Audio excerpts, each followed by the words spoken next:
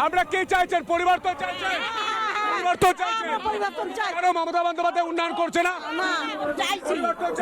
পরিবর্তন চাইছি।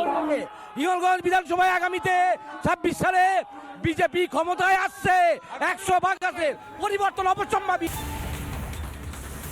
এই যে জমায়েতের ছবিটা দেখলেন একটু আগে, শুভেন্দু অধিকারীর চারপাশে শুভেন্দু অধিকারী বক্তব্য রাখছেন, যে ছবিগুলো দেখলেন, এই ছবিগুলো আপনারা দেখতে পেতেন না যদি না শুভেন্দু অধিকারী হাইকোর্টের দরজায় কড়া নাড়তেন। কারণ শুভেন্দু অধিকারীর সভাতে প্রথমেই পুলিশ প্রশাসনের বাধা, যেটা আপাতত এ রাজ্যে দস্তুর হয়ে গিয়েছে।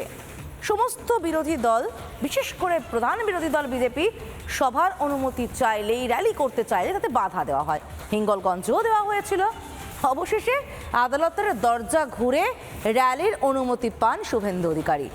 আর তারপর ভিড়ের ছবিটা তো নিজেরাই দেখলেন, দেখুন আরো একবার। ভবানীপুরেও আমি হারাবো, বলে গেলাম আপনাদের, হারাবো।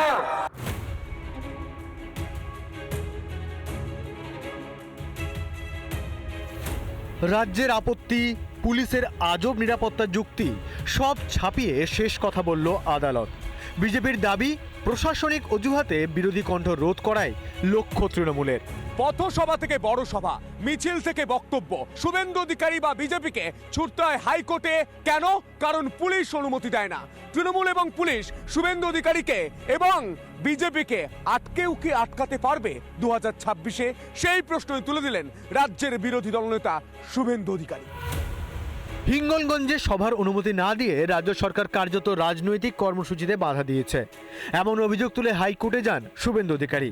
উচ্চ আদালতের নির্দেশে অবশেষে মিছিল। আজকে সভাটা যেভাবে বন্ধ করেছে, মাঠের সভাটা, ভাবা যায় না গণতান্ত্রিক দেশে, এবং এদের এই এসপি আইসির ভয় ডর নেই।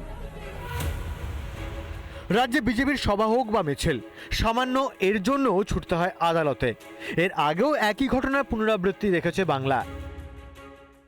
10ই ডিসেম্বর 2025 আমতায় সবার জন্য শুভেন্দুকে ছুটতে হয় উচ্চ আদালতে।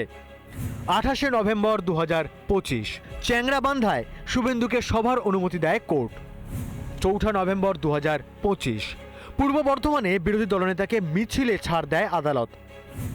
21শে জুলাই 2025 উত্তরবঙ্গে শুভেন্দুকে মিছিলের অনুমতি দেয় কলকাতা হাইকোর্ট। 21শে অক্টোবর 2024 উলুবেড়িয়ায় জনসভা করতে হাইকোর্ট থেকে নিতে হয় অনুমতি। রাজ্যে লোকভবনের সামনে বিক্ষোভ দেখাতে পারে তৃণমূলের সেনাপতি অভিষেক বন্দ্যোপাধ্যায়, অথচ বিজেপি হলেই বাধা।